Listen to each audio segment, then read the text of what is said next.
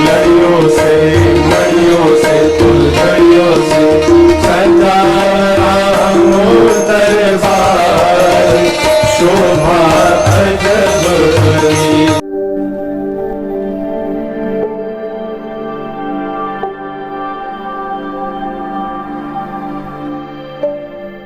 सर्वेभ्यः नमो नमः। जय श्री राम। सज्जनों, आज हम दीपावली महापर्व की चर्चा कर रहे हैं। इस वर्ष दीपावली जो है 24 अक्टूबर दिन सोमवार हस्त नक्षत्र में पड़ रही है।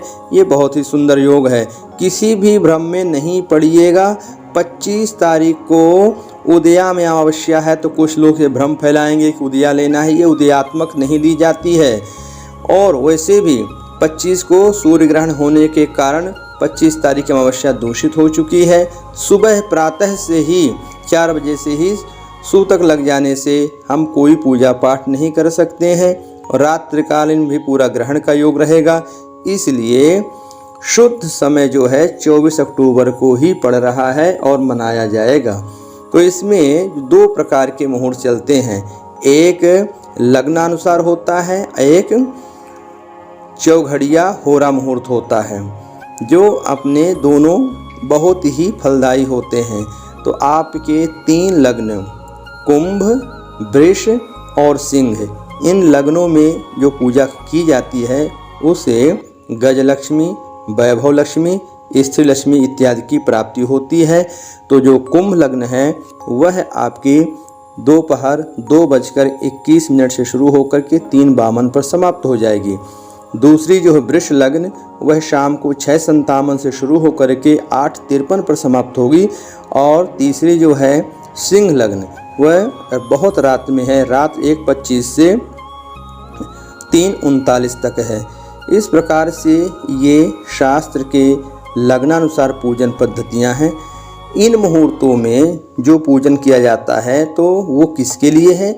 जिनके पास सामग्री भी नहीं है, बहुत कम मात्रा में है, पूजा करने का कोई नियम, कोई विधि का ज्ञान नहीं है और उनके पास कोई आचार्य पुरोहित भी नहीं है।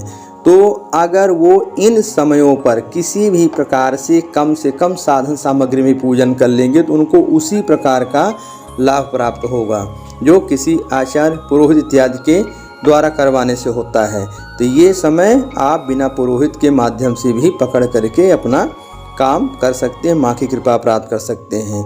दूसरा जो मुहूर्त चलता है वो होरा चौघड़िया का चलता है। तो वैसे तो माँ लक्ष्मी की पूजा जितनी जल्दी प्रारंभ हो जाए उतना ही लाभ है। हम वह रात्रि का इंतजार करते बैठे रहते हैं और हम 2 घंटे 3 घंटे दीपक जलाए, पूजन किए, ये कोई बात नहीं हुई। इसलिए अधिक से अधिक कृपा प्राप्ति के लिए आप माँ की पूजा सुबह शुरू कर दीजिए। तो सूर्योदय 24 अक्टूबर सोमवार को सूर्योदय सुबह 6:22 पर हो रहा है। तो उसमें 6:22 से 7:52 तक जो है अमृत काल है, अमृत लक्ष्मी योग का मुहूर्त बन रहा है। इस समय पूजन करने से आपको अमृत लक्ष्मी कृपा की प्राप्ति होगी। उसके बाद 7:52 से 9:22 तक समय अच्छा नहीं है, उस समय पूजा नहीं करनी है। फिर उसके बाद 3 घंटे का समय 9:22 से लेके 10:52 तक, ये भी बहुत सुंदर मुहूर्त है, शुभ योग के कारण ये वैभव लक्ष्मी को देने वाला है।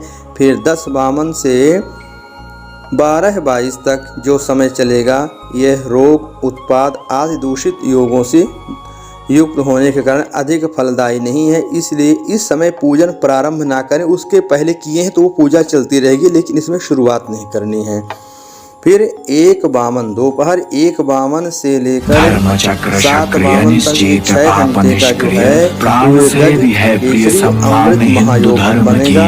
इसमें माँ लक्ष्मी की कृपा किसी भी विधि विधान से बिना मंत्र के बिना सामग्री के भी करने से वही लाभ प्राप्त होगा जो जिनके प्रकाश हजारों प्रकार की सामग्रियाँ, हजारों मंत्र इत्यादि के द्वारा पूजन करने से मिलता, वही इस समय में किसी भी प्रकार की करने से प्राप्त हो जाता है।